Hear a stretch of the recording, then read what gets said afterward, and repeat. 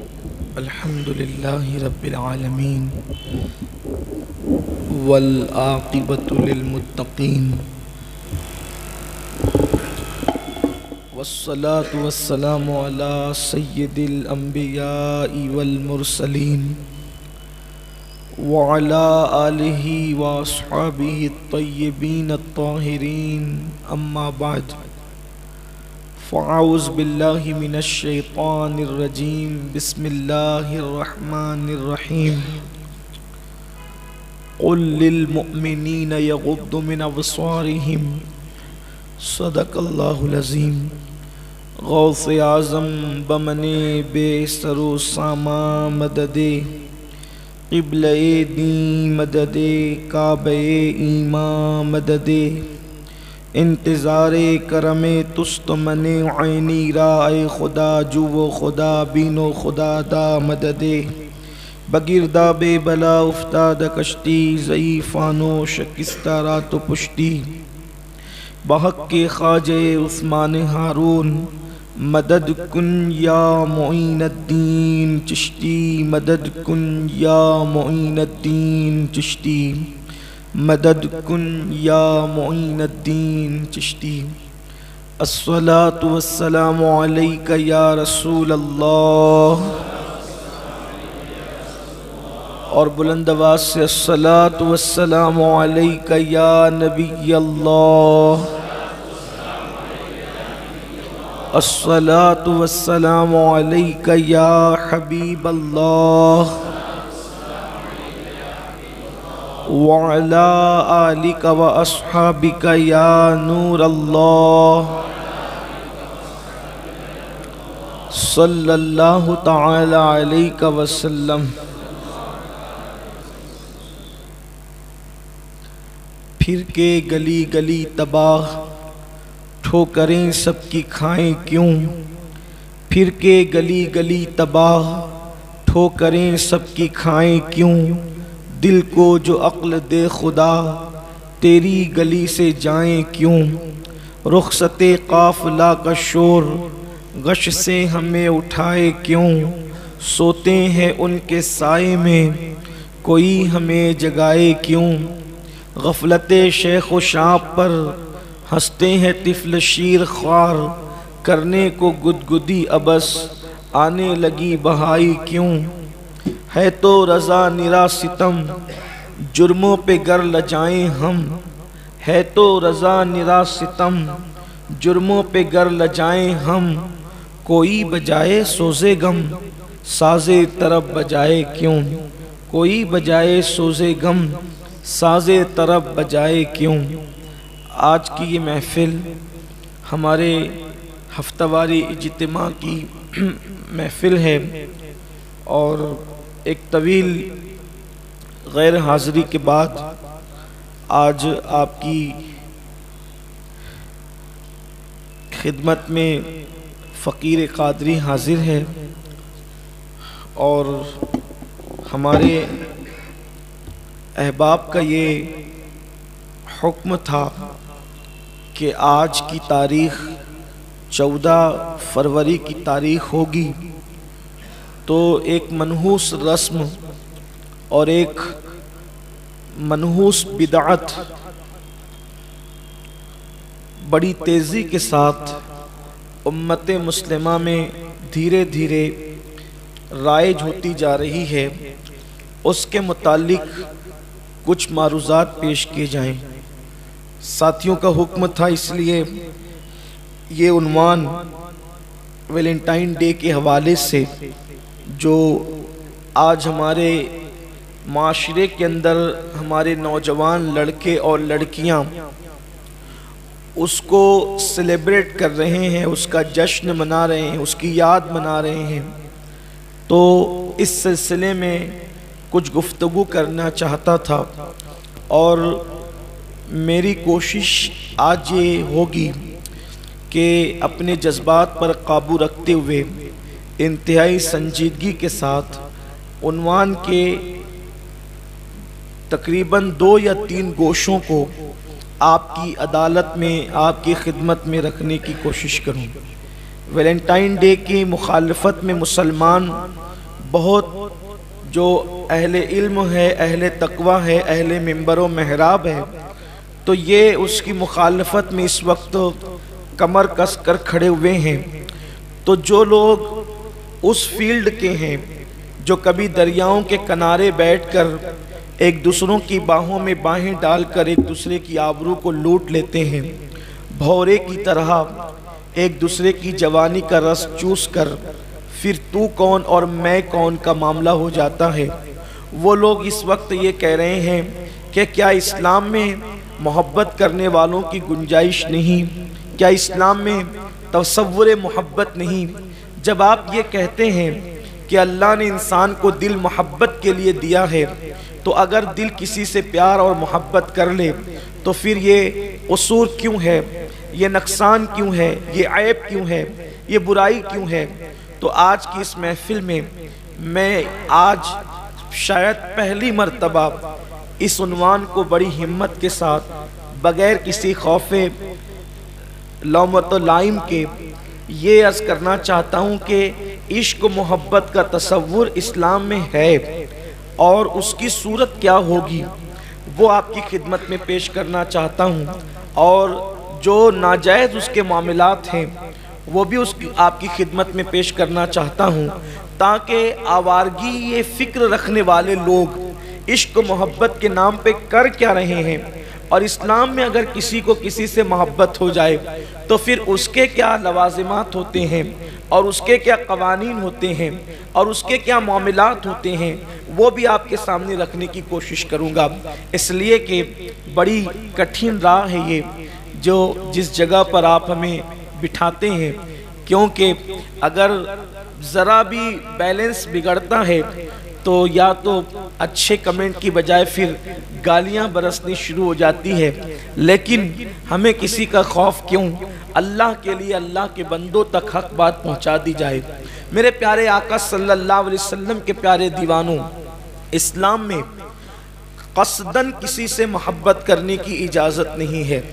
پہلی بات تو یہ ہے کہ عشق و محبت ہے ہی وہ چیز کہ وہ کی نہیں جاتی ہے بلکہ وہ ہوتی ہے، یہ فطرت ہے، طبیعت ہے۔ انسان اگر کسی سے محبت کرنا چاہے، عشق کرنا چاہے، نہیں کر سکتا۔ اس کی وجہ یہ ہے کہ یہ چاہت کا نام ہی نہیں ہے، بلکہ انسان کے دل میں خود بخود کسی کی محبت پیدا ہو جاتی ہے، یہ ایک الگ بات ہے۔ آج کل کے جو لڑکے اور لڑکیاں خود سے محبت کر رہے ہیں اور وہ محبت کا نام دے کر نفسانیت کے اندر گرفتار ہے، زنا میں گرفتار ہے، بدکاری میں گرفتار ہے، ایک دوسرے کی آبرو کو لوٹنے میں گرفتار ہے۔ اللہ کے حبیب صلی اللہ علیہ وآلہ وسلم پر جو قرآن نازل ہوا، اس قرآن کے اندر پہلے ہی منزل پر پابندی لگا دی گئی۔ اللہ پاک قرآن میں ارشاد فرماتا ہے قُلْ لِلْمُؤْمِنِينَ يَغُضُّ مِنْ أَبْصَارِهِمْ کہ اے میرے پیارے محبوب مومنوں سے کہہ دو کہ وہ اپنی نگاہوں کو نیچی رکھے، اور یہی عین حکم عورتوں کے لیے بھی ہے کہ عورتوں سے کہہ دے کہ وہ بھی اپنی نگاہوں کو نیچے رکھیں۔ مردوں کو حکم ہے نگاہیں نیچی رکھیں، عورتوں کو حکم پردے کا بھی ہے، اور ساتھ ہی ساتھ عورتوں کو یہ بھی حکم ہے کہ وہ بھی اپنی نگاہوں کو نیچی رکھیں۔ یاد رکھیں جو لوگ نگاہوں کو آوارہ کر دیتے ہیں، جو لوگ نگاہوں کو آوارگی کا شکار کر دیتے ہیں، وہ تباہ ہو جاتے ہیں۔ اللہ کے حبیب صلی اللہ علیہ وآلہ وسلم نے ارشاد فرمایا کہ شیطان کے بجھے ہوئے تیروں میں سے ایک تیر کا نام ہے نگاہ۔ نگاہ بہکتی ہے تو دل بہکتا ہے، دل بہکتا ہے تو پھر انسان زنا کرتا ہے۔ اگر انسان نگاہوں پہ کنٹرول کر لے، اللہ اکبر، آئیے آپ کو بتاؤں بد نظری کا وبال کیا ہے۔ اللہ کے حبیب صلی اللہ علیہ وآلہ وسلم کے غلاموں فرمایا گیا جب اللہ کسی کو تباہ کرنا چاہتا ہے، دھیان سے سننا، جب اللہ کسی کو تباہ کرنا چاہتا ہے، جب اللہ کسی کو ذلیل کرنا چاہتا ہے تو اللہ اسے خوبصورت چہروں کو تکنے میں مبتلا کر دیتا ہے، اور جب انسان خوبصورت چہروں کو تکنے لگتا ہے تو پھر وہ تباہ بھی ہوتا ہے، برباد بھی ہوتا ہے، ذلیل بھی ہوتا ہے۔ یاد رکھیں حسن والوں کی محبتوں کی بنیاد پر بڑی بڑی سلطنتوں کا خاتمہ ہوا ہے، بڑی بڑی حکومتوں کا خاتمہ ہوا ہے، بڑے بڑے تاجر بھیک مانگنے پہ مجبور ہو گئے ہیں، بادشاہ جیل کی سلاخوں کے پیچھے ڈال دیے گئے ہیں حسن والوں کی محبت کی بنیاد پر۔ میرے پیارے آقا صلی اللہ علیہ وآلہ وسلم کے پیارے دیوانوں، اللہ اکبر، اسی لیے اللہ کے حبیب صلی اللہ علیہ وآلہ وسلم نے فرمایا اگر کسی حسین چہرے پہ تمہاری نگاہ پڑ جائے، تم ڈالو نہیں، اچانک نگاہ پڑ جائے کسی حسین چہرے پر، کسی حسن والے کے چہرے پر، آپ جانتے ہیں یعنی کہ کسی عورت کے، خوبصورت عورت کے چہرے پر اچانک تمہاری نظر پڑ جائے تو سید العالمین مسیح کونین فرماتے ہیں، اللہ اکبر، سرکار فرماتے ہیں اس تصور سے کہ اللہ دیکھ رہا ہے، اگر کوئی اپنی نظر کو پھیر لیتا ہے صرف اس ایک نیکی کی بنیاد پہ کہ اللہ دیکھ رہا ہے میں کسی کا چہرہ کیسے تکوں، وہ نظر پھیر لیتا ہے، اسی وقت اس کی ساری زندگی کے گناہ معاف کر دیے جاتے ہیں اور اس کو اسی وقت اللہ دولہا بناتا ہے، اللہ دولہا بناتا ہے اسی وقت، وہ بازار میں ہو تو، وہ گھر میں ہو تو، وہ مارکٹ میں ہو تو، وہ کسی اور جگہ ہو تو، اللہ اس کو دولہا بناتا ہے اور 300 جنتی حوروں کے ساتھ اللہ اس کا نکاح فرما دیتا ہے، 300 جنتی حوروں کے ساتھ اللہ اس کا نکاح فرما دیتا ہے، صرف اس ایک نیکی کی بنیاد پر، ایک نیکی کی بنیاد پہ کہ وہ کسی کا حسن اس کو دعوت نظارہ دے اور وہ اس تصور کے ساتھ اللہ دیکھ رہا ہے نظر پھیر لے، اس کے گناہ ایسے بخش دیے جاتے ہیں جیسے وہ ابھی اپنی ماں کے پیٹ سے پیدا ہوا، ابھی اپنے یوں مغفرت ہوتی ہے، یعنی اللہ کے خوف سے کسی کو نہ تکنا، کسی کے چہرے پہ نظر نہ ڈالنا، کسی سے مراد یہاں عورت ہے، مردوں کے لیے عورت اور عورتوں کے لیے مرد، تو اللہ کیسا کرم فرماتا ہے، اللہ کیسا انعام فرماتا ہے۔ اور ایک صوفی بزرگ فرماتے ہیں کہ جب کوئی بندہ اپنی نگاہوں کو آوارہ کرتا ہے، یعنی مرد عورتوں کو تکتے ہیں، عورتیں مردوں کو تکتی ہیں، تو اللہ اس کے جسم کے اندر بدبو پیدا کر دیتا ہے، جیتے جی بھی، پسینے کی نہیں، ایک ایسی خطرناک بدبو اس کے جسم سے آتی ہے کہ وہ برداشت نہیں ہوتی۔ آپ غور کریں، یہ میں سمجھتا ہوں کہ جو بہت تھوڑا موڑا میں نے علم حاصل کیا ہے اپنے بزرگوں سے، تو کسی گناہ پر مجھے یہ وعید نہیں ملی پڑھنے کو، اس کو حافظ ابن قیم جو ابن تیمیہ کے شاگرد ہے، اس روایت کو انہوں نے اپنی کتاب میں لکھا ہے کہ اور بھی ہمارے سنی بزرگوں نے بھی لکھا ہے، لیکن حافظ ابن قیم نے بھی اس کو لکھا ہے کہ جو لوگوں کے چہروں کو تکتے ہیں ان کے جسم میں بدبو قدرت پیدا کر دیتی ہے۔ آپ سوچے تو صحیح، جیتے جی جس کے بدن سے تکنے پر یہ بدبو آتی ہو، تھوڑی توجہ چاہتا ہوں، تکنے پر، تکنا اتنا برا ہے کہ جسم بدبودار ہو جاتا ہے، جسم دنیا میں بدبودار تکنے کی بنیاد پہ ہوتا ہے، تو مرنے کے بعد کفن کی بدبو کا حال کیا ہوگا، جسم کی سڑن کا حال کیا ہوگا، جسم کی بدبو کا حال کیا ہوگا۔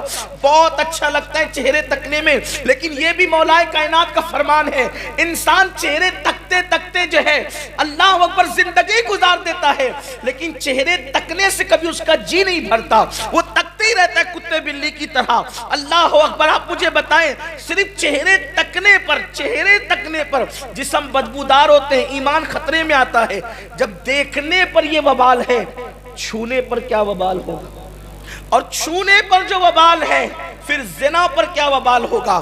اور یہی ہے ویلنٹائن ڈے جو منایا جا رہا ہے نا، یہ زنا ہی کی ایک شکل ہے، یہ زنا ہی کو معاذ اللہ سیلیبریٹ کرنے کی کوشش کی جا رہی ہے۔ یاد رکھو، اسلام میں کبھی زنا کی گنجائش نہیں ہو سکتی۔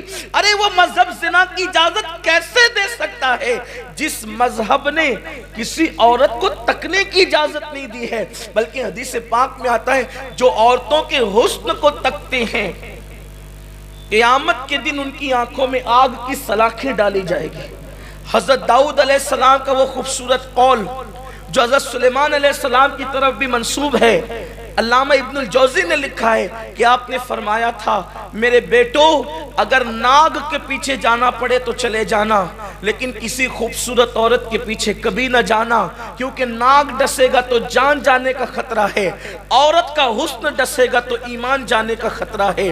میرے پیارے آقا علیہ السلام کے پیارے دیوانوں، حسن والوں نے کسی کا ایمان لوٹا، کسی کی جان لوٹی، کسی کا مال لوٹا، کسی کی آبرو لوٹی، کسی کی عزت لوٹی۔ یہاں عورتیں ہیں نہیں، بچیاں ہیں نہیں، لیکن میری آواز اللہ کرے ان تک بھی پہنچ جائے۔ میں ان سے بھی کہنا چاہتا ہوں، دیکھو یہ جو محبت کے نام پہ ایک معاملہ چلا ہے، اصلا ہر فلم کا عنوان اس وقت محبت ہے، ہر سیریل کا عنوان اس وقت محبت، عشق و محبت، عشق و محبت، سیریل کا عنوان، فلموں کا عنوان، ناولوں کا عنوان یہی ہے۔ لیکن جب ہم اس کو گہری نظر سے اس کی اسٹڈی کرتے ہیں، مطالعہ کرتے ہیں، مجھے کہیں محبت نظر نہیں آتی۔ یہ صرف نفسانیت ہے، بلکہ نوجوان لڑکوں کا حال اتنے خود غرض ہیں، نوجوان لڑکے اتنے خود غرض ہیں کہ کسی کے حسن کو چوس کر ایسے بھاگتے ہیں کہ دوبارہ پھر اس طرف رخ بھی نہیں کرتے، پھر وہ سسکیاں لیتی رہے، بستر پہ کروٹیں بدلتی رہے، آہیں بھرتی رہے۔ لڑکیوں کا بھی یہی حال ہے کم و بیش۔ ایک لڑکی، سب کی بات نہیں کر رہا ہوں، کچھ لڑکیوں کا، لوگ کہتے ہیں کہ آپ لڑکیوں کو گالیاں دیتے ہیں۔ ہم نے کب کہا کہ آپ کی بیٹی ایسی ہے؟ ہم تو جنرل بات کرتے ہیں۔ آپ کو غصہ نہیں آنا چاہیے، ورنہ پھر چور کی داڑھی میں تنکے والی بات ہے۔ آپ کو کیوں غصہ آتا ہے؟ ہم مطلقاً بات کرتے ہیں۔ شراب کی مذمت میں تقریر ہوتی ہے، محفل میں شرابی بیٹھے تو اس میں ہمارا کیا قصور ہے؟ جوا پہ گفتگو ہوتی ہے، اگر جواری تک تقریر پہنچے تو اس میں ہمارا کیا قصور ہے؟ آپ گناہ کرنے میں شرم نہیں کرتے، ہم گناہ سے روکنے میں کیسے شرم کریں؟ تو یہ بات آپ سے کہنا چاہتا ہوں کہ ہمیں یہ بھی پتا چلا ہے، ایک لڑکی کئی لڑکوں کے ساتھ رابطے رکھتی ہے، ظاہر سی بات ہے اس نے سب کے ساتھ تو شادی کرنا نہیں ہے، اور ایک لڑکے کا حال بھی یہ کئی لڑکیوں سے رابطہ، اس نے اس کے ساتھ تو شادی کرنا نہیں ہے۔ نتیجہ ہونا کیا ہے؟ نتیجہ کیا ہوگا؟ کسی ایک کے ساتھ ہی گھر بسے گا، ایک ہی کے ساتھ گھر بسے گا۔ اس کے بعد جانتے ہیں دل میں جو چیز اتر جاتی ہے، پتھر سے کوئی چیز کا نکال لینا آسان ہے، دل سے کسی کی محبت نکالنا مشکل ہے۔ آدمی پاگل ہوتا ہے، خودکشی کرتا ہے، ریل کی پٹریوں کے نیچے جا کر مرتا ہے، کنویں میں چھلانگ لگاتا ہے، زہر کھاتا ہے۔ یہ صورتحال ہے۔ ایک مرتبہ میں نے سوچا انٹرنیٹ پہ ذرا میں پاگلوں کو تو دیکھوں کہ پاگل کرتے کیا، یہ کیوں پاگل ہے، تو مجھے پتا چلا اکثر لوگ جو پاگل ہوئے ہیں وہ صرف عشق مجازی کی بنیاد پہ پاگل ہوئے، ہنسنے کی بات نہیں ہے۔ اس لیے میں اپنے جوانوں سے کہنا چاہتا ہوں، عشق نہیں کرنا، محبت نہیں کرنا، اور میں تو یہ آپ سے کہنا چاہتا ہوں جس کو تم نے عشق کا نام دیا نفسانیت ہے وہ، ورنہ اصل میں عشق تو ہمارے ہی مذہب میں ہے، محبت تو ہمارے ہی مذہب میں ہے، واللہ کسی اور مذہب کی طرف سے یہ صدا نہیں آئی ہے، اگر آئی ہے تو اسلام کی طرف سے آئی ہے۔ الا لا ایمان لمن لا محبت لا، آگاہ ہو جاؤ محبت کے بغیر ایمان ہے ہی نہیں۔ ہمارے یہاں تو محبت شرط ہے ایمان کے لیے، ایمان کے لیے محبت شرط ہے۔ ماں سے محبت، باپ سے محبت، بھائی سے محبت، بچوں سے محبت، خاندان سے محبت، اولاد سے محبت، سب کی محبت ہمارے یہاں ہے، کیونکہ میرے آقا نے کہا لا یؤمن احدکم حتی اکون احب الی من والدہ وولدہ والناس اجمعین، تم میں کا کوئی کامل مومن ہو ہی نہیں سکتا جب تک اپنے ماں باپ سے زیادہ، اپنی اولاد سے زیادہ اور تمام لوگوں سے زیادہ مجھ سے پیار نہ کرے۔ مطلب کیا؟ ماں باپ سے بھی پیار کرے، ہے نا؟ ماں باپ سے بھی پیار کرے، اولاد سے بھی پیار کرے، اور سب لوگوں سے بھی پیار کرے، اور سب سے زیادہ مجھ سے پیار کرے۔ اب یہاں اپنے ذوق کے مطابق کہوں، آؤ نہ اس سے پیار کریں جس سے پیار بھی پیار کرتا ہے۔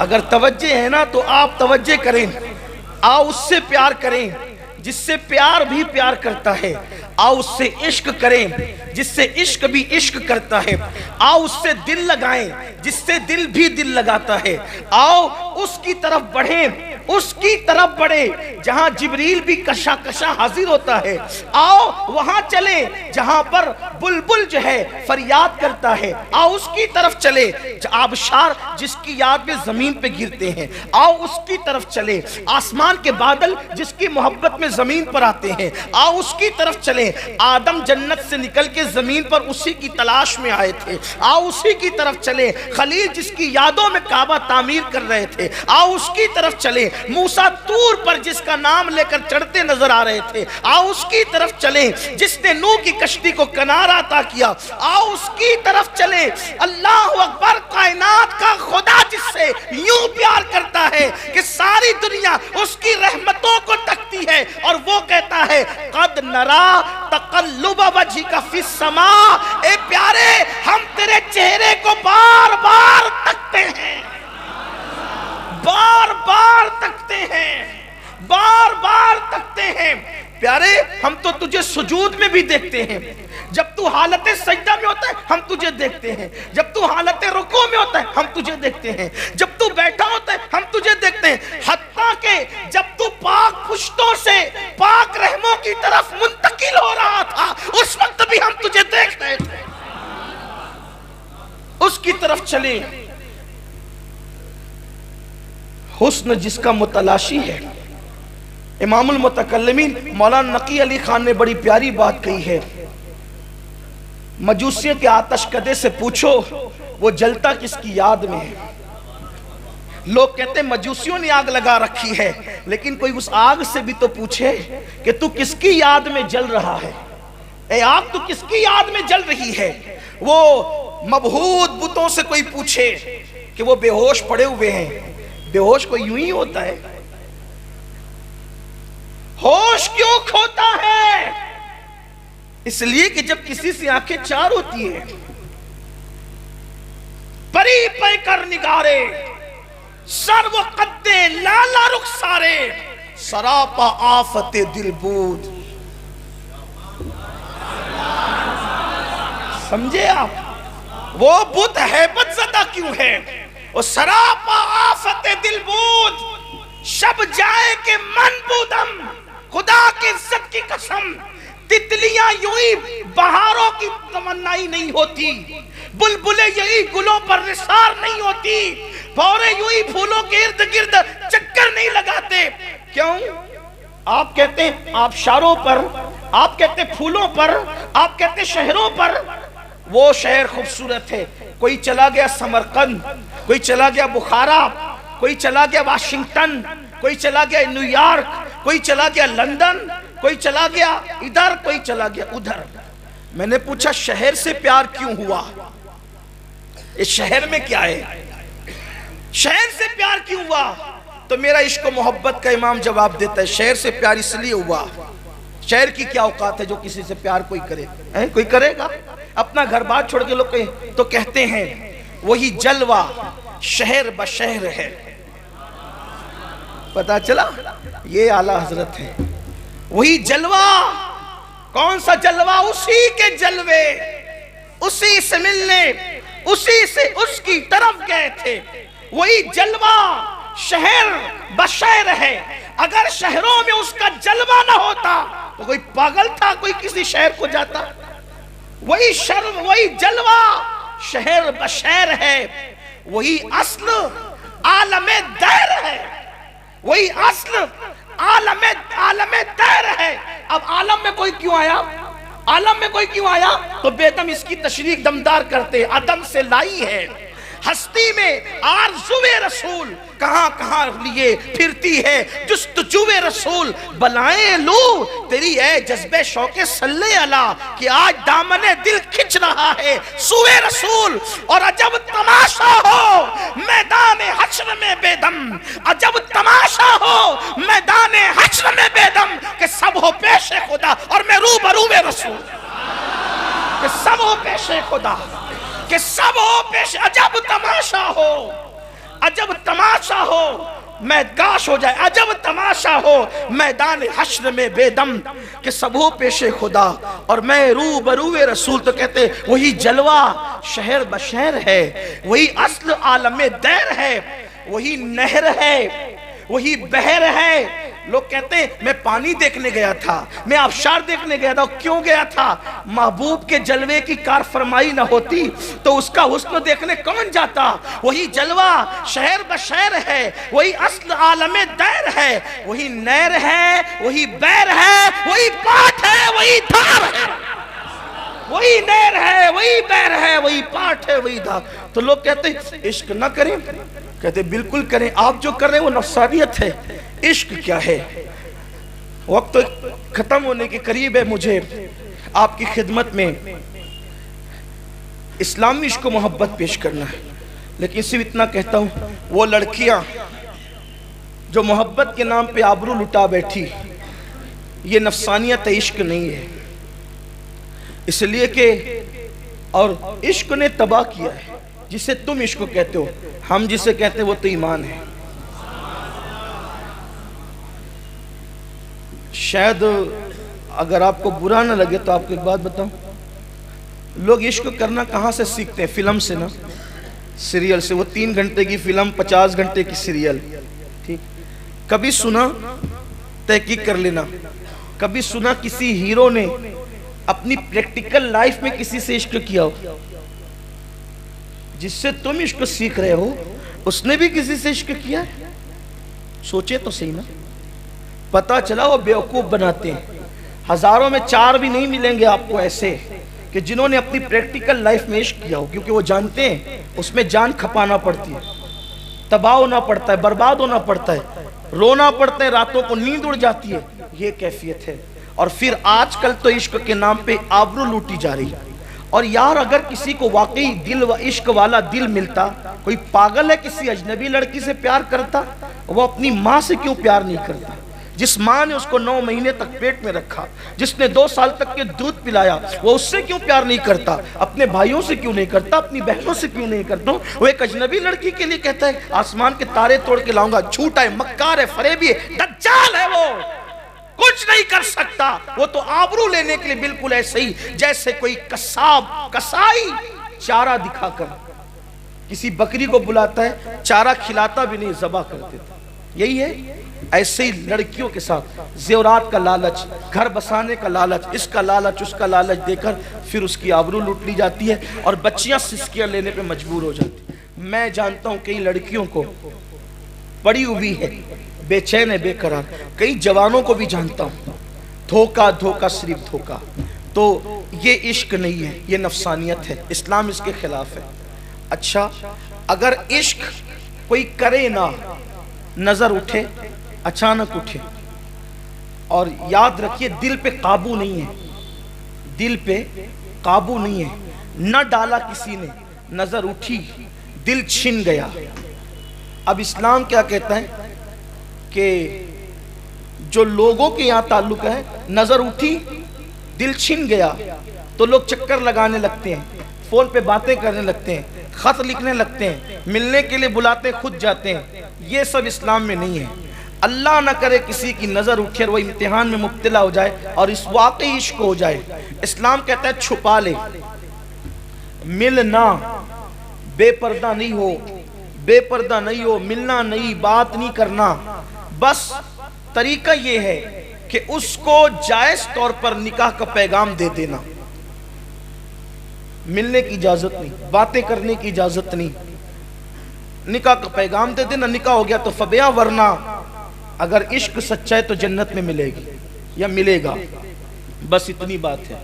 یہ جو لگا رکھا ہے نا کہ نظریں 4 ہو گئی، پھر گلی کے چکر لگائے لگے، فون کرنے لگے، باتیں کرنے لگے، یہ کرنے لگے، وہ کرنے لگے، ادھر سے بے حیائی، ادھر سے بے حیائی، اور اب تو سمندر کے کنارے بیٹھ کر، دریاؤں کے کنارے بیٹھ کر، بڑے شہروں کے اندر، ہائی وے کے پاس جو گندے گلیز مناظر ہے اس کا تصور نہیں کیا جا سکتا۔ اللہ کے رسول علیہ السلام نے فرمایا قریب قیامت لوگ دیکھیں گے کہ لوگ کتے بلی کی طرح زنا کر رہے ہوں گے، جب کر رہے ہوں گے، اللہ کے رسول علیہ السلام، اور ان کو کوئی روکنے والا بھی نہیں ہوگا۔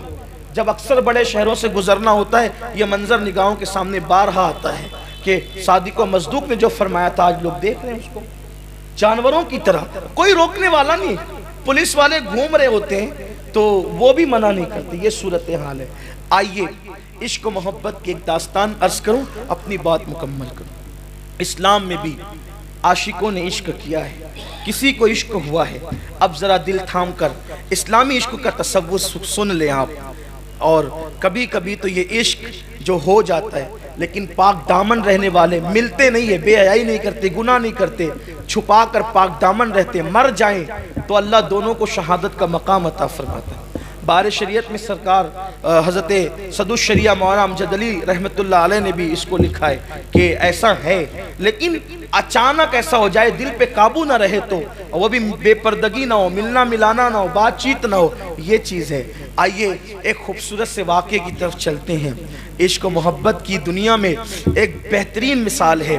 اللہ اکبر، بات یہ ہوئی تھی کہ ایک شہر ہے اور وہ خراسان کا شہر ہے، اور خراسان سے لوگ اکثر گرمیوں کے موسم میں گرمیاں گزارنے کے لیے یا گرمیوں کا لطف لینے کے لیے اکثر بڑے بڑے مالدار لوگ بلخ کی سرزمین پر آیا کرتے تھے۔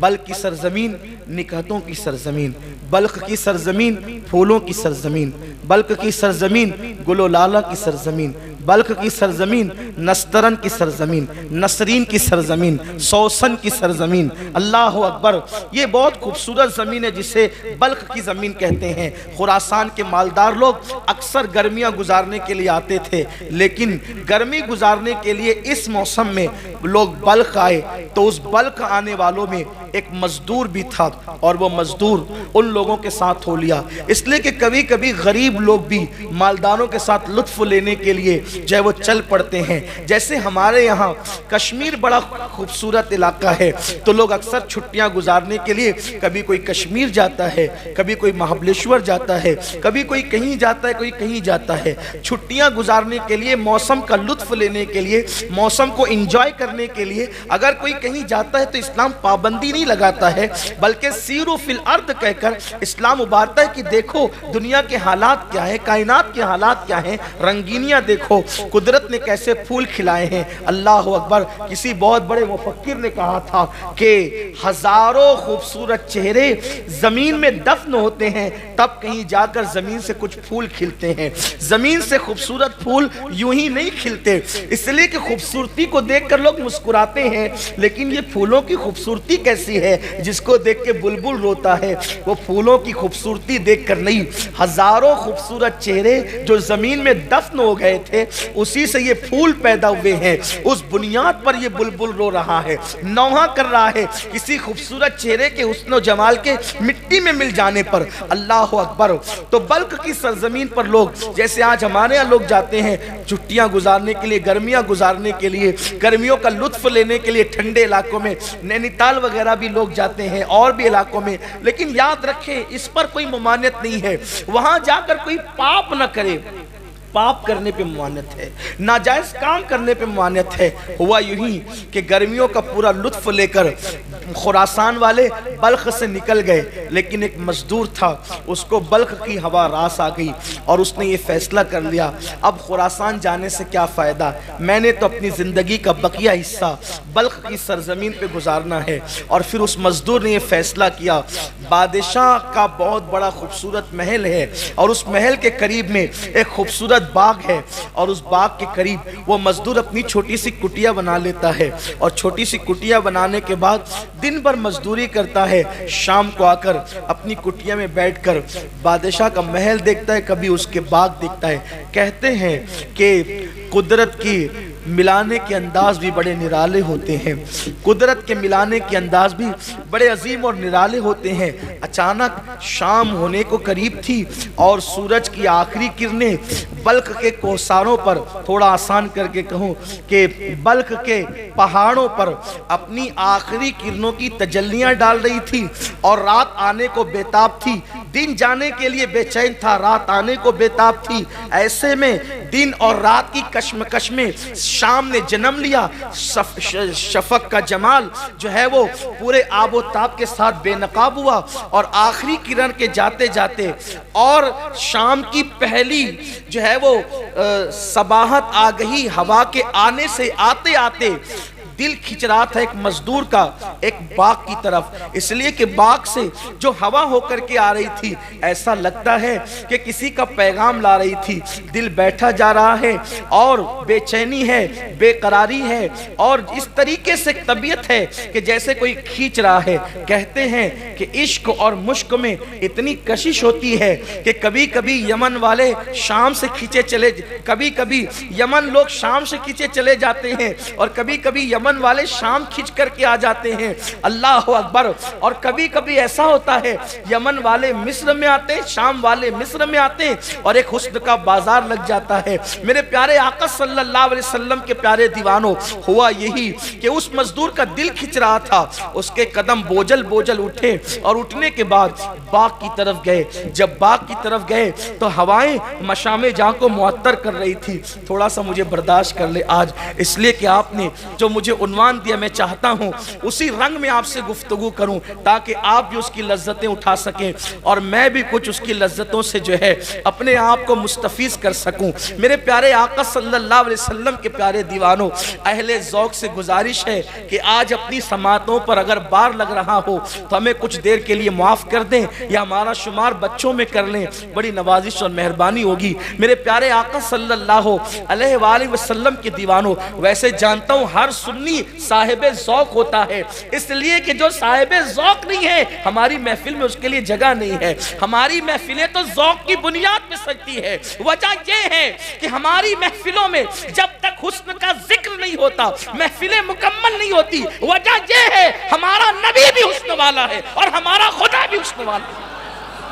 ہمارا نبی بھی حسن والا ہے، ہمارا خدا بھی حسن والا ہے۔ اللہ جمیل یحب الجمال، یہ میرے نبی نے فرمایا ہے، اور نبی کا حسن تو اتنا ہے کہ کہنے والے کہتے ہیں حسن یوسف کو کسی نے دیکھا، حسن یوسف کو کسی نے دیکھا، حسن یوسف کو کسی نے دیکھا تو خریدنے کے لیے آ گئے، اور حسن مصطفیٰ کو دیکھا تو خود بکنے کے لیے آ گئے۔ حسن یوسف دیکھ کر لوگ خریدنے آتے ہیں، حسن مصطفیٰ دیکھنے بکنے آتے ہیں۔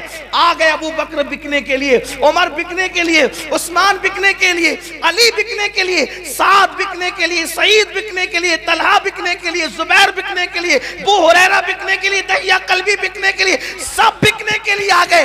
اور جب بکے ہیں تو نبی نے اتنا انمول کر دیا ہے کہ پھر ان کو کوئی خرید نہ سکا، تو قدرت کے نقیب نے کہا حبیب جسے تو خرید لے اسے کوئی نہیں خریدتا، ہاں اب اگر اسے کوئی خریدے گا تو وہ صرف خدا ہی خریدے گا، اور قیمت یوں ادا کرے گا ان اللہ اشترى من المؤمنین انفسهم واموالهم بان لهم الجنہ۔ اسی لیے اجمل سلطان پوری مرحوم مغفور نے کتنی خوبصورت بات کہی ہے، بازار مصطفیٰ میں خریدار ہے خدا، بازار مصطفیٰ میں خریدار ہے خدا۔ کتنا ہنسی حجاز ہے بازار مصر سے، کتنا ہنسی مصر کے بازار میں۔ میں مال پر بحث نہیں کر رہا ہوں، مصر کے بازار میں مالک بن زاران بیچنے والا اور خریدنے والا عزیز مصر، اور حجاز کے بازار میں بیچنے والا آمنہ کا لال ہے اور خریدنے والا خدا وحدہ لا شریک ہے۔ بازار مصطفیٰ میں خریدار ہے خدا۔ کتنا ہنسی حجاز ہے، کتنا ہنسی حجاز ہے، کتنا ہنسی حجاز ہے۔ بازار مصر سے تڑپا دیا کسی نے، مدینے کے ذکر سے آزاد ہو گیا ہوں، دو عالم کی فکر سے جب سے ملا ہے دامن آل رسول کا، بے فکر ہو گیا ہوں شفاعت کی فکر سے، بے فکر ہو گیا ہوں شفاعت کی فکر سے۔ آپ جو ہے وہ ذہن حاضر رکھیے گا، اس لیے کہ کہیں کہیں رک کر کوئی تفسیرہ بھی کرنا ہوگا تو آپ کبھی بھی اس واقعے سے اپنی توجہ کو مت ہٹائیے گا۔ ایک مرد درویش نے اپنے قلم سے اس کو اتنے خوبصورت انداز میں لکھا ہے کہ اگر اسی طرح ہو پڑھا جائے تو اس کا لطف دوبالا ہو سکتا ہے، لیکن ظاہر سی بات ہے تحریر اور تقریر میں کچھ فرق تو ہے۔ تو عرض یہ کر رہا تھا، ہوائیں آ رہی تھی اور مشام جہاں معطر ہو رہے تھے، اور پھر مزدور کے قدم کشاں کشاں باغ کی طرف بڑھ رہے تھے۔ مزدور نے باغ میں قدم رکھا، اور جیسی قدم رکھا تو ایسا لگا کہ جیسے پھولوں میں کوئی پھول کھلا ہو، پھولوں میں کوئی پھول کھلا ہو، اور پھولوں کا حال یہ ہے کہ وہ کھلتے ہیں تو پھول لگتے ہیں، لیکن وہ پھول اس طرح کھلا تھا کہ وہاں آنکھیں نرگس کے پھولوں کی طرح تھی، وہاں بال سنبل کی طرح تھے، وہاں چال ہرن کی طرح تھی، اور لب جو ہے گل و لالا کی طرح دعوت نظارہ دے رہے تھے، اور رخسار یوں کھلے ہوئے تھے کہ کہنے والا یوں کہے کہ جیسے ابھی گلاب کی کلیوں نے پتیوں سے اپنے چہرے کو بے نقاب کیا ہے۔ جیسے ہی نگاہیں چار ہوئی، بیچارہ غریب قسمت کا مارا، وہ تو ایسی بجلی گری دل تھام کے رہ گیا، اور دل ٹوٹ کر کے دل کا آبگینہ چکنا چور ہو گیا۔ کوئی اتنا بھی حسین ہے، کوئی اتنا بھی خوبصورت ہے، لیکن آنکھیں چار کیا ہوئی تھی قربان، اسلامی تقدس اب تک باقی تھا، نگاہیں چار ہوئی لیکن جھک گئی شرم سے، اللہ دیکھ رہا ہے، مگر بس وہ تو اپنا کام کر چکی تھی۔ ہزاروں تلواروں کے ضربوں سے کسی کو قتل کرنا اتنا آسان نہیں ہوتا جتنا نگاہ کے وار سے قتل کرنا آسان ہوتا ہے۔ تلواروں کا کٹا ہوا ایک مرتبہ آہ کرتا ہے اور ہمیشہ کے لیے ختم ہو جاتا ہے، لیکن کشتہ عشق ہر بار جیتا ہے، ہر بار مرتا ہے۔ تلواروں سے کٹنے والا کفن میں سکون کی نیند سو جاتا ہے، لیکن نگاہوں کا قتیل جو ہوتا ہے وہ ہر لمحہ جیتا ہے، ہر لمحہ مرتا ہے، ہر لمحہ آئے بھرتا ہے، نہ نیند نینا، نہ انگ چینا، نہ آپ آئے، نہ بھیجی بتیا۔ اللہ اکبر، آنکھیں چار کیا ہوئی، دل ہار بیٹھا، اور پھر دل کا آبگینہ چکنا چور ہوا، بجلی سی گری، اور گرنے کے بعد شہزادی تھی بلخ کی، اور کنیزوں کے جھرمٹ میں تھی وہ، جس کو تھوڑی دیر پہلے میں نے ابھی پھول کہا، نرگس کہا، اور اس کے بالوں کو جو ہے وہ سنبل سے تشبیہ دی، اس کے چلنے کو ہرن کہہ دیا۔ ہو سکتا ہے کسی کو مبالغہ لگے، لیکن بات یہی ہے کہ وہ شہزادی واقعی تھی بھی اتنی خوبصورت، اور حسن کی ملکہ تھی وہ۔ آج کل کسی کو حسن کی ملکہ کہنا آسان ہے، لیکن کسی کا حسن کی ملکہ بن جانا بہت مشکل ہے۔ کیا تھا بیچارہ مزدور، دل پکڑ کے رہ گیا، یوں ہی تو وہ سب کچھ کھو چکا تھا، لیکن کسی کے دیدار نے تو اس کا سب کچھ لوٹ لیا۔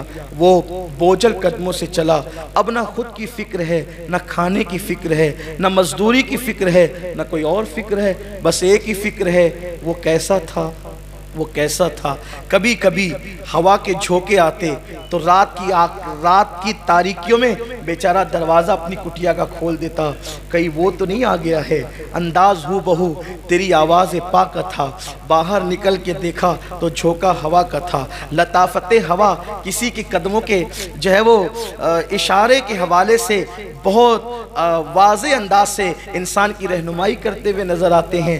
ایسا ہی تھا، وہ کبھی ہواؤں سے باتیں کرتا، کبھی فضاؤں سے باتیں کرتا، حالانکہ وہ مزدور تھا، لیکن تھا اتنا خوبصورت کہ کوئی شہزادہ بھی اس کے سامنے کھڑا کر دیا جائے تو شہزادے کے حسن کو بھی اس مزدور کا حسن مات دے سکتا ہے۔ اس لیے کہ خوبصورت بچے کوئی ضروری نہیں ہے کہ بادشاہوں کے گھر میں ہی پیدا ہو، مالداروں کے گھر میں ہی خوبصورت پیدا ہو، ایسا ضروری نہیں ہوتا۔ کبھی کبھی کسی غریب کی کٹیا میں بھی اتنا خوبصورت لال پیدا ہوتا ہے کہ کسی کے تاج محل کے اندر بھی ایسا پیدا ہونا جو ہے وہ ممکن نظر نہیں آتا۔ تو اللہ کی عطا ہے، اللہ کی تقسیم ہے، اللہ جس کو جب چاہتا ہے، جو چاہتا ہے، جیسے چاہتا ہے عطا کرتا ہے، اس کو دینے کے انداز آتے ہیں۔ وہ مزدور تھا لیکن خوبصورت تھا، حسین تھا، جمیل تھا۔ اگر وہ حسن کی ملکہ تھی تو یہ بھی حسن کا تاجدار تھا۔ اگر وہاں چلنے میں ہرن کی ادائیں تھی تو یہاں بھی چلنے میں جو ہے باز کی بے باکیاں تھی۔ اگر وہاں آنکھوں میں نرگسی پن تھا تو یہاں بھی آنکھوں کے اندر مستانہ جو ہے وہ مستیاں جھلکتی تھی۔ اگر وہاں پر جو ہے اللہ اکبر رخسار گل لالا کی طرح کھلے ہوئے تھے تو یہاں بھی رخسار شفق سے کم نہیں تھے۔ حسن اللہ اکبر کم و بیش دونوں کا برابر تھا، فرق اتنا تھا کہ وہ محل کی رہنے والی تھی اور یہ کٹیا کا ایک مزدور تھا اور ایک اجنبی مسافر تھا اس بلخ کے شہر کے اندر۔ پھر کیا ہوا، دن گزرتے گئے، رات ہوتی گئی، نہ کھانے کی فکر نہ پینے کی فکر۔ کسی عاشق کے زار سے جا کر کے پوچھو جب واقعی عشق ہوتا ہے تو کیفیت کیا ہوتی ہے۔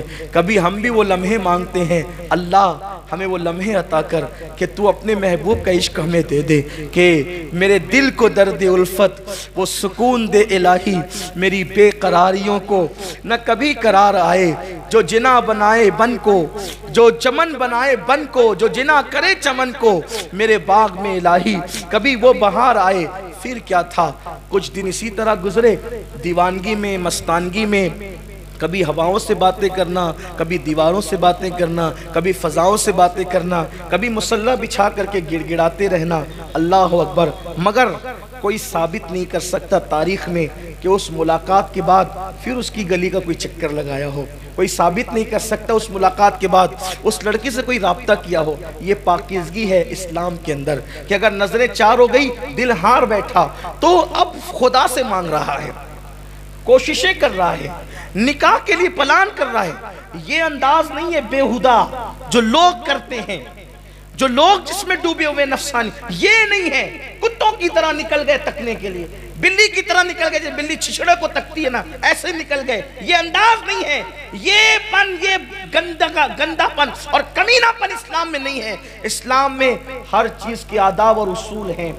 نظریں چار کیا ہوئی، مصلے پر آ گئے جناب، ہواؤں سے باتیں کرنے لگے، فضاؤں سے باتیں کرنے لگے، اور جب دیوانگی ایک جگہ پہ تھم گئی، ایک حوصلہ پیدا کیا عشق نے، چل یار، چل کر سیدھے بات کرتے ہیں، ڈائریکٹ بات کریں۔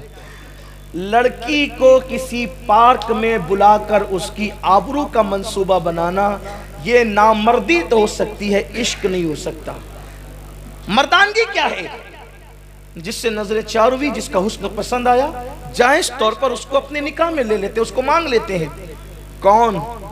کٹیا میں رہنے والا مزدور جو خود بلگ کا ہے بھی نہیں، خراسان سے آیا ہے چھٹیاں گزارنے کے لیے گرمیوں کی، کسی کے ساتھ قافلہ چلا گیا، رک گیا، اور اب آنکھیں چار ہوئی ہے تو فیصلہ کرتا ہے کہ میں نے جانا ہے اور بادشاہ سے اس شہزادی کا ہاتھ مانگنا ہے جس نے میری نیندیں اڑا رکھی ہے، جس نے میری نیندوں کو برباد کر دیا، میرا چین لے لیا، میرا سب کچھ چھین لیا۔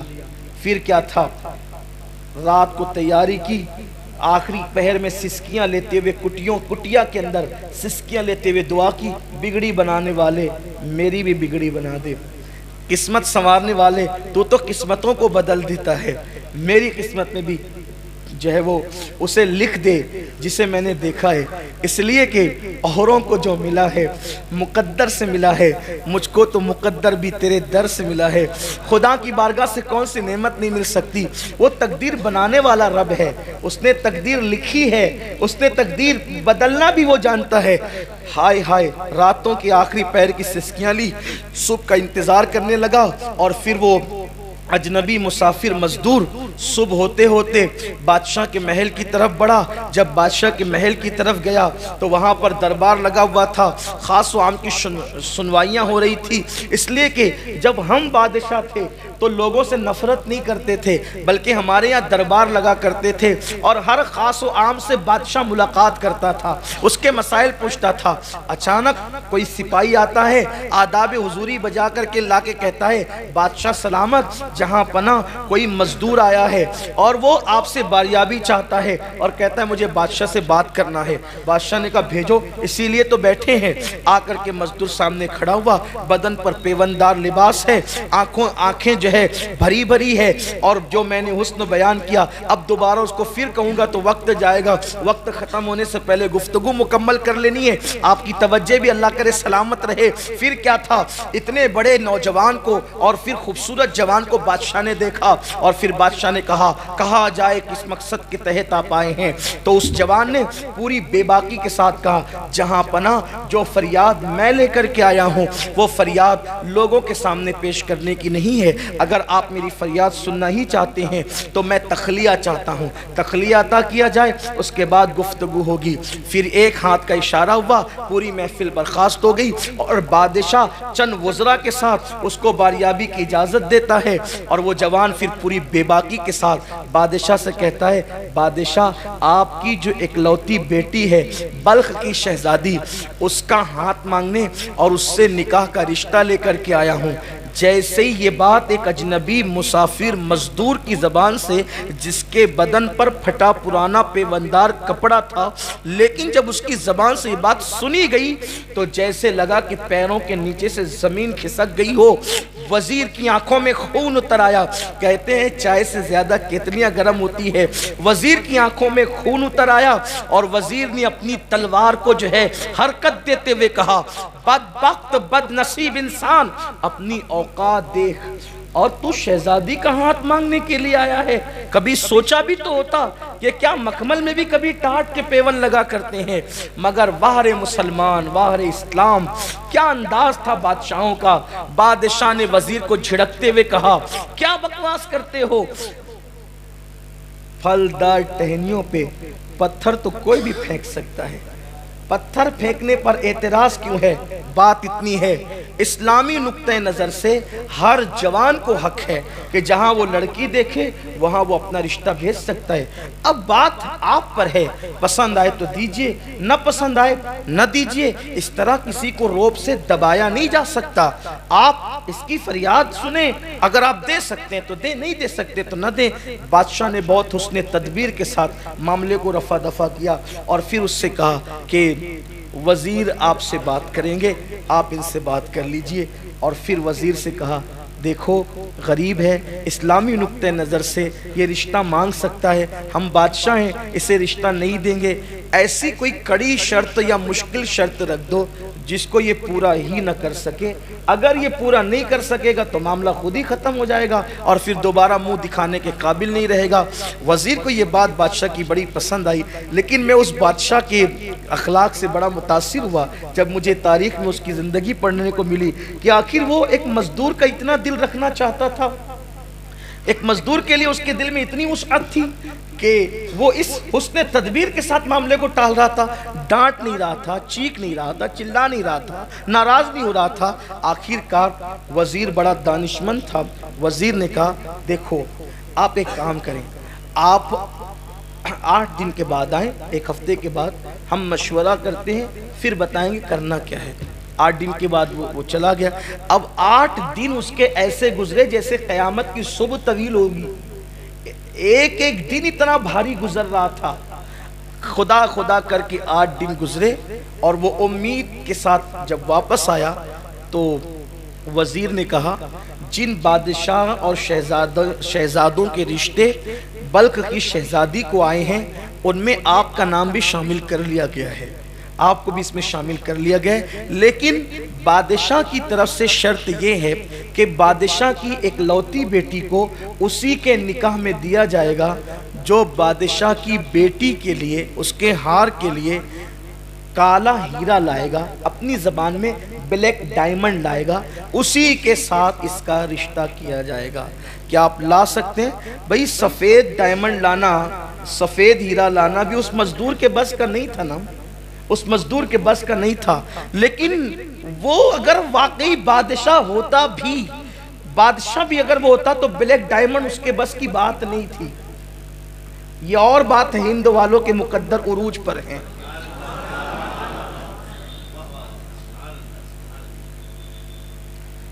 اس کے بس کی بات ہی نہیں تھی، لیکن وہ عشق کیا جو انسان کو ہار دے یا ہار ماننے پہ مجبور کر دے۔ عشق کبھی ہار ماننے پہ مجبور نہیں کرتا۔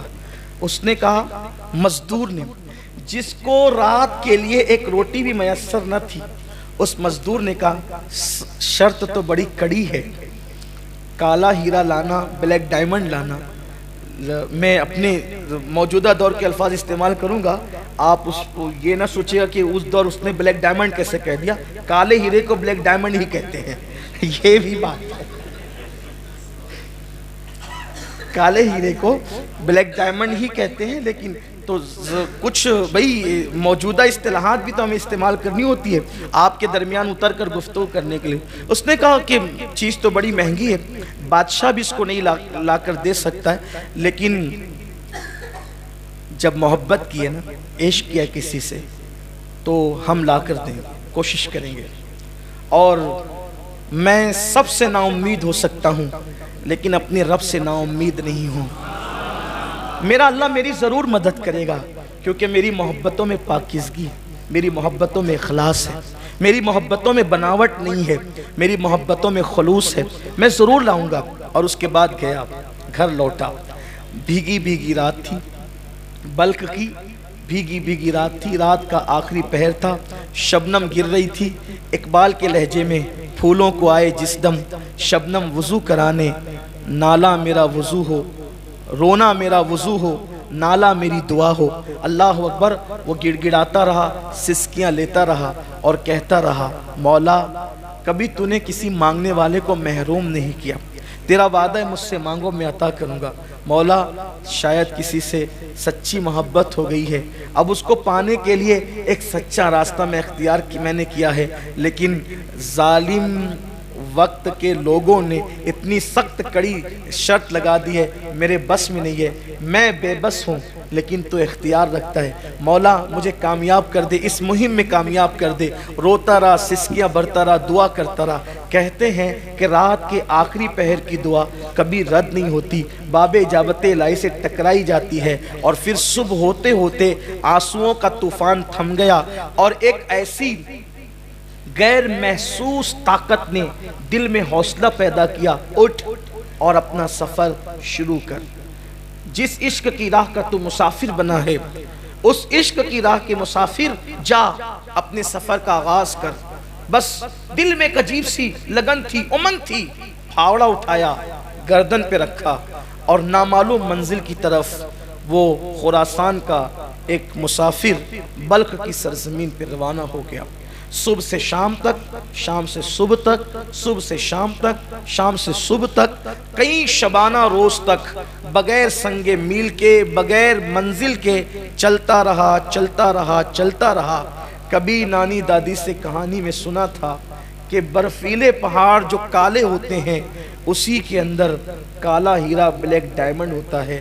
سفر شروع رہا، چلتا رہا، چلتا رہا، کئی دن کی مسافت کے بعد ادھر بھی پہاڑ، ادھر بھی پہاڑ، ادھر بھی پہاڑ، ادھر بھی پہاڑ، پہاڑوں میں گھر گیا۔ چاروں طرف دیکھا، تھک کر بیٹھ گیا، تھک کے بیٹھا، سوچ رہا تھا میں کہاں آ گیا، میری منزل کہاں تھی، میں کہاں آ گیا۔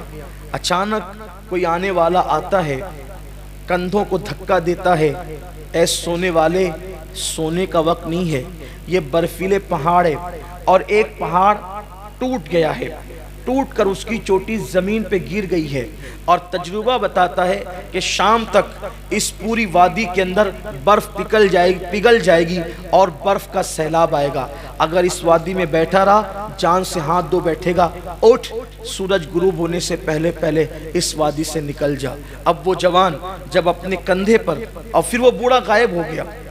میری اپنے ذہن کے مطابق وہ کوئی اور بوڑھا نہیں تھا، اسی ذات کو دنیا جناب خضر علیہ السلام کہتی ہے۔ چلنے والا چلا، دیکھا کہ سارے راستے مسدود، جس راستے سے آیا تھا اس میں چوٹی پہاڑ کی گر کے پڑی ہے، اب وہ اس کو توڑ رہا ہے، توڑ رہا ہے، وہ ٹوٹتی نہیں۔ آخر کار اس جوان نے پوری طاقت لگا کر زوردار وار کیا، کس لیے؟ نکلنے کے لیے۔ تو جب زوردار وار کیا وہ ٹکڑے ٹکڑے ہوئی اور آنکھیں چکا چوند ہو گئی، خیرہ ہو گئی، اس لیے کہ اسی کے ٹوٹنے کے بعد اس کے اندر سے کالا ہیرا نمودار ہوا۔ ارے یہ قدرت کی اس طرح مدد ہوتی ہے، اللہ اکبر۔ یہاں پر رک کر کہنا چاہتا ہوں، اپنے جیسے سے سچا پیار کرنے پر یہ انعامات ملتے ہیں۔ محبوب خدا سے کوئی سچا پیار کرے، انعامات کی بارش کیا ہوگی، عطاؤں کی بارش کیا ہوگی۔ اللہ اکبر۔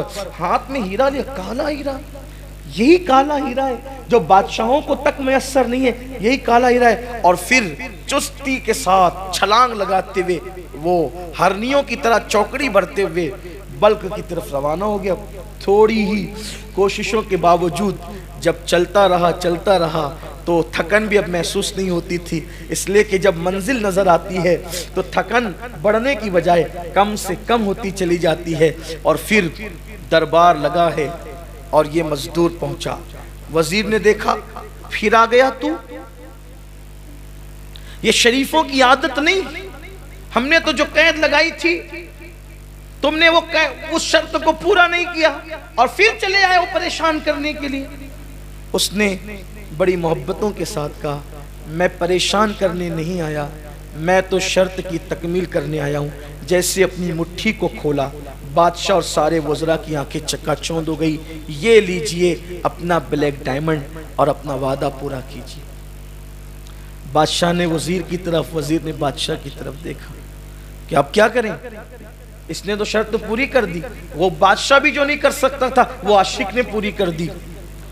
وزیر ہوشیار تھا، آنکھوں میں باتیں ہو گئی، پیغام دیا ہے، کبھی پیغام لیا ہے، نظروں سے محبت میں بڑے کام لیا ہے، آنکھوں میں باتیں ہو گئی۔ اور جب باتیں ہو گئی تو وزیر نے کہا ارے اصل بات یہ تو ہمارا مطالبہ تھا۔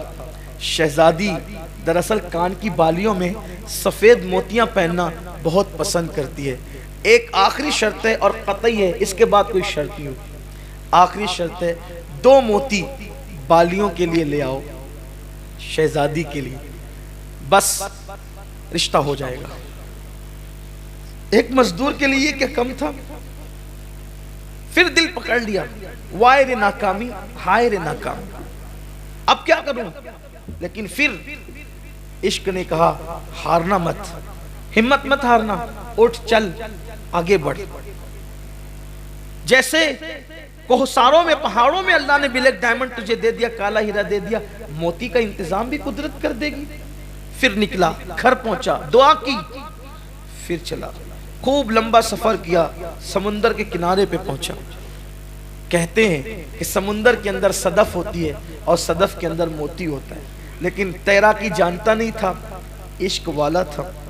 پانی لیا، چلو سے باہر پھینکا، پھر لیا، پھر باہر پھینکا، پھر لیا، پھر باہر۔ کیوں؟ میں تھوڑی دیر میں سمندر کو خالی کر دوں گا، اور جب سمندر خالی ہو جائے گا تو پھر اس کے اندر کی سیپ نظر آئے گی، پھر سیپوں کو اٹھاؤں گا، دامن میں بھر لوں گا۔ 2 موتیوں کا مطالبہ ہے، میں تو وہاں موتیوں کے فرش بچھا دوں گا۔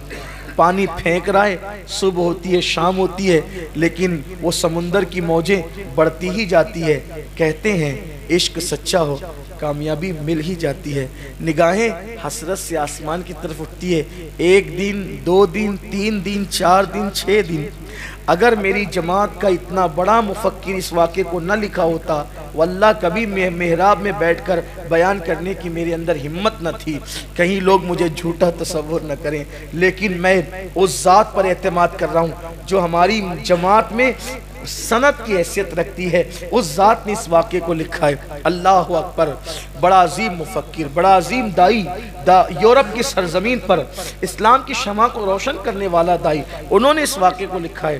نگاہیں آسمان کی طرف اٹھی اور پھر کہا مولا میری مدد کر، یہ کیا ہے؟ میں پانی پھینکتا ہوں، پانی بڑھتا جاتا ہے۔ کہتے ہیں کہ جب چاند مکمل ہوتا ہے، یعنی کہ جب چاند مکمل ہوتا ہے، پورا ہو جاتا ہے، 14ویں کا چاند جب ہوتا ہے تو سمندر کے اندر جوار پھاٹا آتا ہے، یعنی کہ مد و جزر آتے ہیں، وہ اپنی کرنوں سے پانی کو کھینچتا ہے اور پھر سمندر کے اندر نیچے کی چیزیں اوپر، اوپر کی چیزیں نیچے، یوں ایک بھونچال آ جاتا ہے۔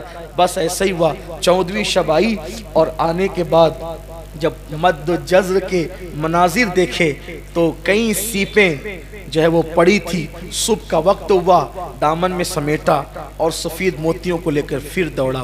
اب جب گیا تو وہاں پر دربار لگا تھا، پھر آ گئے، ہاں وعدہ پورا کر رہے ہیں، یہ موتی بھی لے آئے۔ موتیوں کو دیکھے، سچے موتی، بادشاہ لوگ تھے، وزیر لوگ تھے، جانتے تھے سچے موتی۔ اب کوئی جواب نہ تھا۔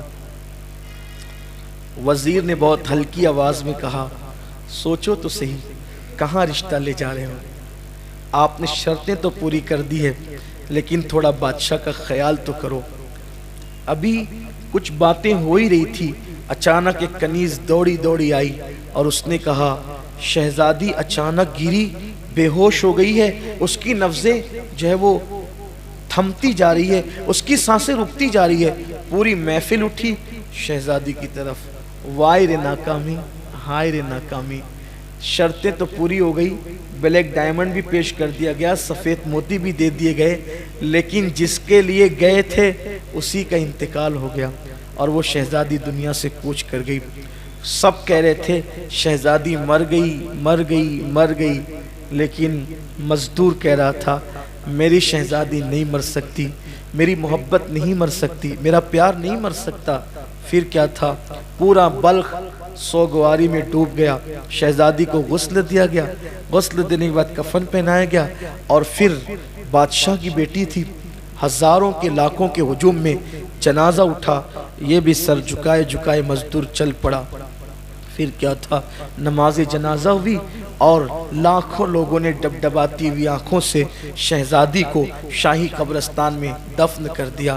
لوگ اپنے اپنے گھروں کو چل پڑے، اور پھر رات نے اپنی سیاہ چادر بلخ کی سرزمین پہ تان دی، لوگ غموں میں ڈوبے بستروں پہ لیٹ گئے۔ کہتے ہیں کہ رات کا آخری پہر تھا، رات کی سیاہ زلفیں تھوڑا کمر سے نیچے آ کر ڈھلک گئی تھی، ایسے وقت میں وہ اپنی کٹیا سے نکلا، اور نکلنے کے بعد کون، کندھے پہ کدال رکھ کر مزدور نکلا، اور نکلنے کے بعد جس نے کالا ہیرا اور سفید موتی لائے تھے، یعنی دریا اور کوہساروں کو جس نے مسخر کر دیا تھا، وہ آج اپنی موت کو گلے لگاتے ہوئے بہت بڑا خطرہ مول لے رہا تھا۔ یہ وہ پہنچا شاہی قبرستان میں، تازہ ترین قبر دیکھی، یہی شہزادی کی قبر تھی۔ پہلے گھٹنے ٹیک کر جو ہے وہ شہزادی کی قبر کی مٹی کو بوسے دیے، اور اس کے بعد جلدی جلدی سے مٹی ہٹائی۔ تازہ قبر تھی، جلدی سے مٹی ہٹ گئی، تختے نظر آئے، تختے ہٹائے، جیسے ہی کفن دکھا بے چین ہو گیا، بے قابو ہو گیا، نیچے قبر میں اترا اور شہزادی کو کندھے پہ ڈالا، مٹی برابر کی، گھر کی طرف روانہ ہو گیا۔ شہزادی کو لے جا کر کے اپنے گھر کی کٹیا میں ڈال دیا، اور ڈالنے کے بعد آسمان کی طرف دیکھ کر رونے لگا گھٹنوں کو ٹیک کر۔ جب بوڑھی زلیخا جوان ہو سکتی ہے، ڈوبا ہوا سورج پلٹ آ سکتا ہے، مردہ سے زندہ، زندہ سے مردہ پیدا ہو سکتا ہے، مومن سے کافر، کافر سے مومن پیدا ہو سکتا ہے۔ اے وحدہ لا شریک، تو وہی تو ہے، تو کسی سے پیدا نہیں، تجھ سے کوئی پیدا نہیں ہوا، لم یلد ولم یولد تیری شان ہے۔ روزانہ نسیم سحر تو چلاتا ہے، روزانہ کلیوں کو کھلنے کا شعور تو دیتا ہے، روزانہ جو ہے وہ صبح کا اجالا تیرے حکم سے تڑکتا ہے، روزانہ رات کی سیاہی تیرے حکم سے آتی ہے۔ ہاں ہاں، پتیاں ہر بہاروں میں جو ہے وہ درختوں پر اگتی ہے، پتھروں کے اندر پھول پیدا ہوتے ہیں، دریاؤں کو روانی تو نے دی ہے، سمندر کو طغیانی تو نے دی ہے، ستاروں کی انجمن تو نے سجائی ہے، سریا کو تو نے سجایا ہے۔ روزانہ چاند نکلتا ہے، گھٹتا ہے، گھٹتا ہے، گھٹتا ہے، گھٹ جاتا ہے، پھر نکلتا ہے، بڑھتا ہے، بڑھتا ہے، بڑھ جاتا ہے، اور بدر کامل ہو جاتا ہے۔ اے وہ جو سورج کو نکالتا ہے تو عروج پہ پہنچا کر پھر زوال پذیر کر دیتا ہے۔ تیرے آخری محبوب کا واسطہ اور تجھے تیری محبتوں کا واسطہ، ہم نے بھی کسی سے محبت کی، لاج رکھ لے، اس مردہ شہزادی کے اندر پھر سے جان پیدا کر دے، اس لیے کہ مردوں میں جان پیدا کرنا تیرا ہی کام ہے، تو ہی مردوں میں جان پیدا کرتا ہے۔ میرے اللہ، اگر آج اس شہزادی میں تو نے جان پیدا کر دی، مجھے نئی زندگی ملے گی، اسے نئی زندگی ملنے کی وجہ سے۔ کہتے ہیں لکھنے والا مفکر لکھتا ہے، اچانک دروازے پہ دستک ہوئی، دروازہ کیا کھلا، ایک نامعلوم طبیب حکیم گھر میں اپنے ملازم اور مزدور کے ساتھ داخل ہوا، سر پہ ٹوکرا تھا، اس میں دوائیاں تھی، اور پھر اس کے بعد اس نے آ کر سیدھا شہزادی کا ہاتھ پکڑا، نبض دیکھی اور کہا، اے اجنبی مزدور، وقت کو ضائع نہ کر، شہزادی مردہ نہیں ہے، یہ تو ابھی اس کی سانسیں ہلکی ہلکی چل رہی ہے، میرے پاس ایک دوا ہے، اسے جلدی سے تلوے میں مل۔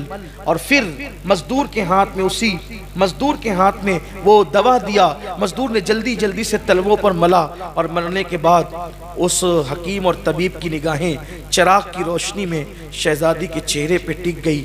کیا دیکھا گیا، اچانک شہزادی حرکت کرنے لگی، اور اس کے بعد دوسری دوا نکال کے طبیب نے ناک میں ڈالی، شہزادی کو چھینک آئی اور شہزادی اٹھ کر بیٹھ گئی، نگاہیں آسمان کی طرف اٹھی، آنکھیں ڈبڈبا گئی۔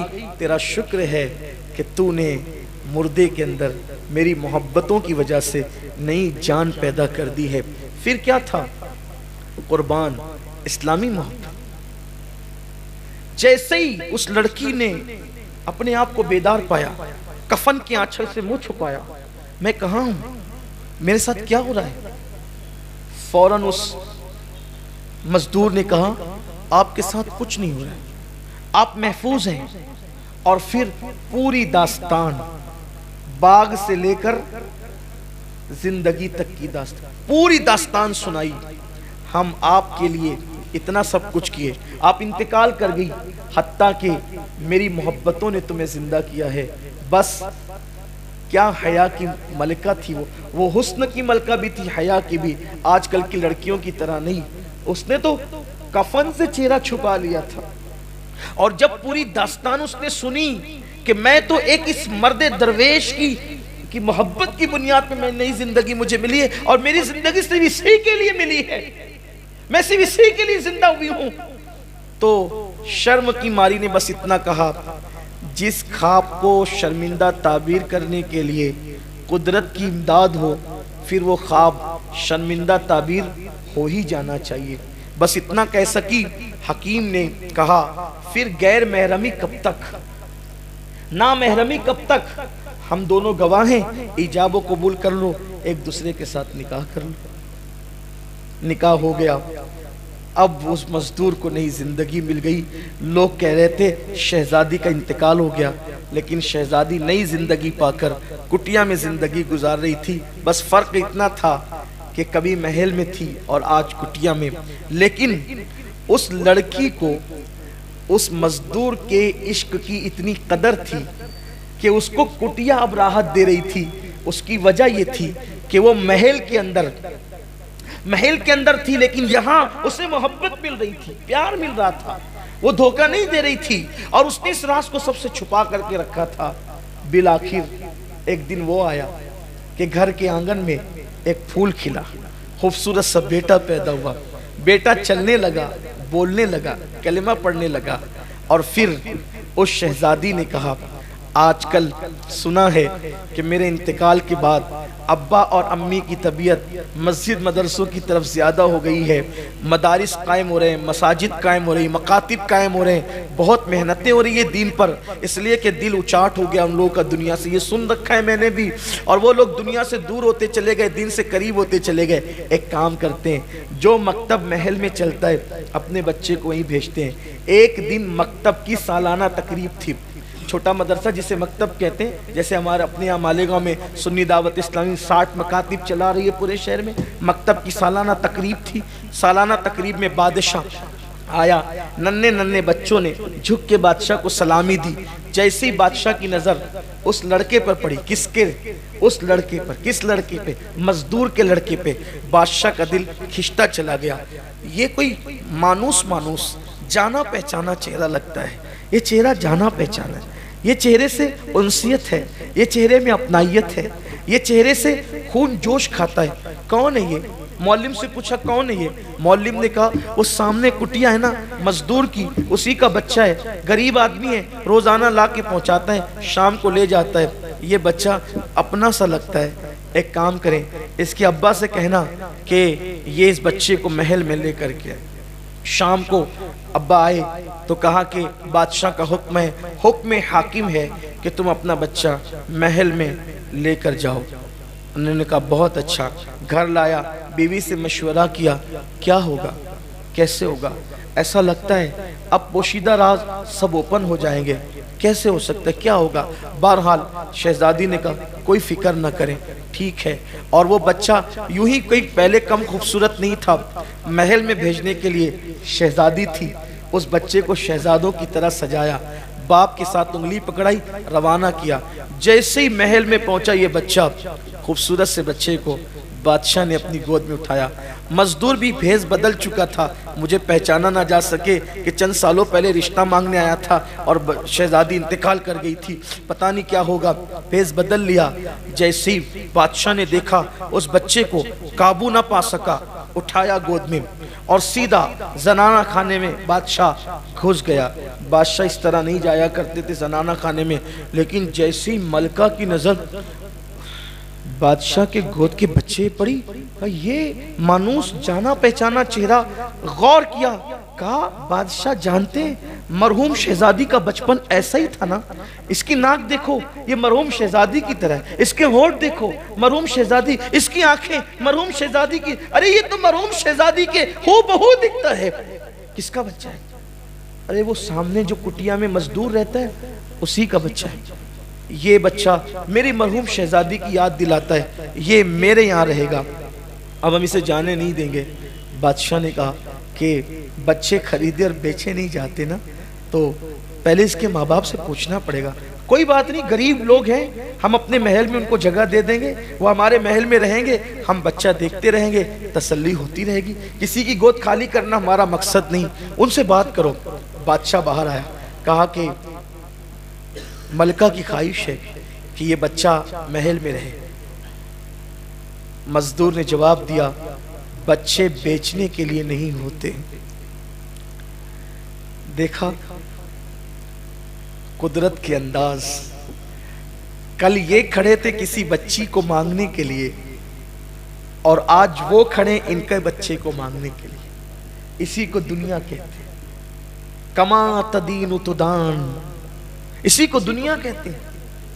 بچے بیچنے کے لیے نہیں ہوتے. پھر ہم اپنی بیوی سے مشورہ کریں, یہ بچہ میرا اس کا مشترکہ بچہ ہے, ہم اپنی بیوی سے مشورہ کریں گے, بیوی جو کہے گی اس پہ عمل کریں گے. اچھا ایک کام کریں, آپ کی بیوی کو منانے کے لیے ہماری ملکہ آپ کی کٹیا میں آ جائے گی. آپ کی بیوی کو منانے کے لیے ہماری ملکہ آپ کی کٹیا میں آ جائے گی, وہ منا لے گی, منانا جانتی ہے وہ, میری ملکہ منانا جانتی ہے, منا لے گی. آپ یہاں کے رہنا, عیش میں رہو گے. اچھا ٹھیک ہے, چلا گیا بچے کو لے کر. ابھی یہ گھر پہنچا تھا, ادھر ملکہ نے کہا ڈولیاں تیار کی جائے. پورے کر و فر کے ساتھ سفر کرنے والی ملکاؤں نے فوراً کہا خواجہ سراؤں سے محل سے لے کر کٹیا تک کے قطار لگا دو اور ہمیں وہاں جلدی سے جلدی پہنچا دو.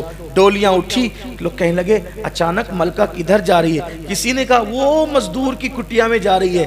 کہا رے تعجب ہے, مزدور کی کٹیا میں؟ کہا ہاں, کوئی تعجب نہ کرو, جب سے شہزادی کا انتقال ہوا ہے ان لوگوں کو غریبوں سے پیار ہو گیا ہے, کٹیا میں جانے لگے, نیک ہو گئے, پرہیزگار ہو گئے, جا رہے ہوں گے کسی کٹیا میں دعا لینے کے لیے, کیوں تعجب کرتے ہو؟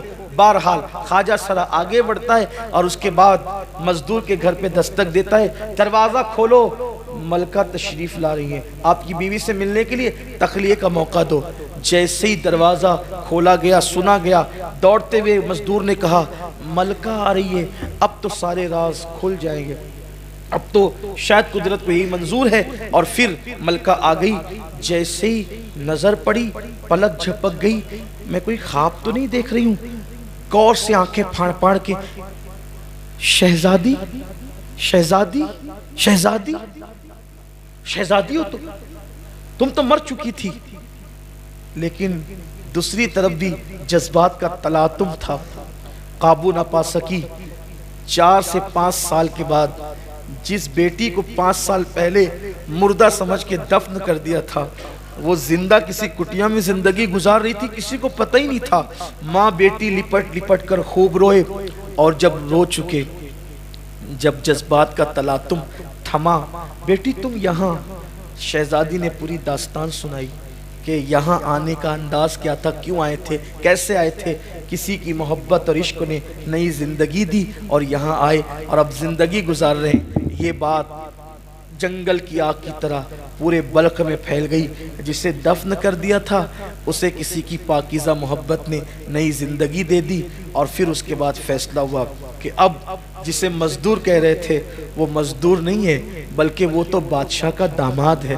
اور وہ کٹیا میں رہنے والی لڑکی وہ کوئی غریب کی بیوی نہیں ہے, وہ شہزادی ہے بلخ کی. اس کے بعد اعلان ہو گیا اب کٹیا میں نہیں رہ سکیں گے, محل میں چلو. اور اس کے بعد کٹیا سے لے کر محل تک سپاہ کی قطار تھی.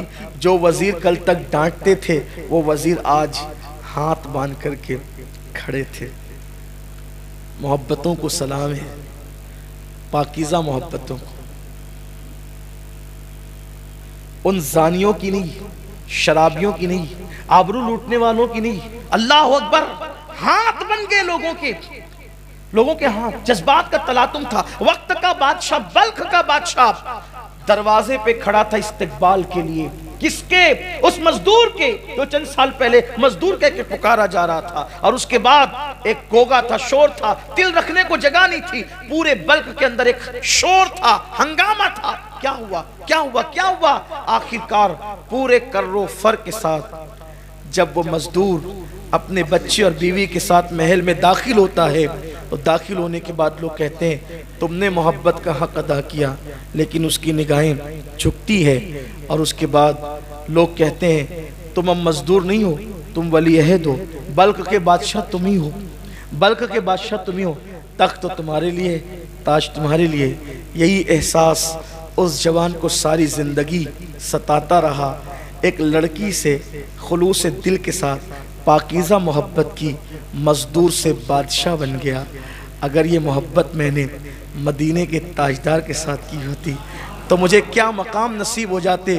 پھر اس نے مدینے کے تاجدار سے محبت کی، لڑکی سے محبت کر کے، پاکیزہ محبت کر کے، پاپ والی نہیں، پاکیزہ محبت کر کے بلک کا بادشاہ بنا مزدور۔ اور جب پھر اسی محبت نے آگے بڑھایا تو پھر مدینے والے سے محبت ہوئی، اور محبت ایسی ہوئی پھر وہی بلک کا بادشاہ حضرت ابراہیم ابن ادہم کے نام سے جانے اور پہچانے، حضرت ابراہیم ابن ادہم کے نام سے جانے اور پہچانے گئے۔ پھر دنیا نے دیکھا ابراہیم ابن ادہم غریب نواز کے بھی پیروں کے پیر بنے، غوث پاک کے پیروں کے پیر بنے۔ اس واقعے کو علامہ ارشد القادری علیہ رحمہ نے اپنی شرح آفاق کتاب زلف و زنجیر کے اندر تحریر فرمایا، جس کا نیا نام لالہ زار ہے۔ میں نے اپنے الفاظ کے جامع میں اس کو بیان کیا ہے آج کے اس موقع پر، بس اس لیے اللہ میری قوم کو نفسانیت سے بچائے، خواہشات سے بچائے، اور اللہ ہمیں سچی محبتوں کی طرف بڑھنے کی توفیق عطا فرمائے۔ آؤ عہد کریں، اس سے پیار کریں جس سے محبت کرنے والا ابراہیم ابن ادہم بن گیا۔ ہم بھی اسی آقا سے محبت کریں، اللہ ان کا عشق ہمیں عطا فرمائے، اور یوں دعا کرے ایسا گما دے ان کی ولا میں خدا ہمیں، ڈھونڈا کریں پر اپنی خبر کو خبر نہ ہو۔ آج آپ نے ابراہیم کے عشق کا ذکر سنا ہے، آئیے اس کشتہ عشق رسول کا ذکر بھی سنیں، جس کے عشق پر عاشقی کو ناز ہے، اسی کو دنیا افضل البشر بعد الانبیاء بتحقیق سیدنا ابو بکر صدیق کے نام سے جانتی ہے۔ انشاءاللہ 18 تاریخ کو اسکول نمبر 1 کے گراؤنڈ پر مغرب سے رات 10 بجے تک انشاءاللہ جی اچھا اسکول نمبر 14 معاف کیجئے گا، اسکول نمبر 14 کے گراؤنڈ پر مغرب سے رات 10 بجے تک جشن سیدنا صدیق اکبر منایا جائے گا، جس میں آپ بھی ہوں گے اور آپ کے ساتھ فقیر بھی ہوگا انشاءاللہ۔ السلام علیکم ورحمۃ اللہ۔ رسالت کے پروانوں ہر سنیچر کو بعد نماز عشاء سنی دعوت اسلامی کے عالمی مرکز اسماعیل حبیب مسجد میں سنی اجتماع ہوتا ہے، آپ حضرات پابندی کے ساتھ اس میں شرکت فرمائیں۔ سنی دعوت اسلامی کی ویب سائٹ sunnidawatisllami.net پر وزٹ کریں اور بہت ساری دینی معلومات حاصل کریں۔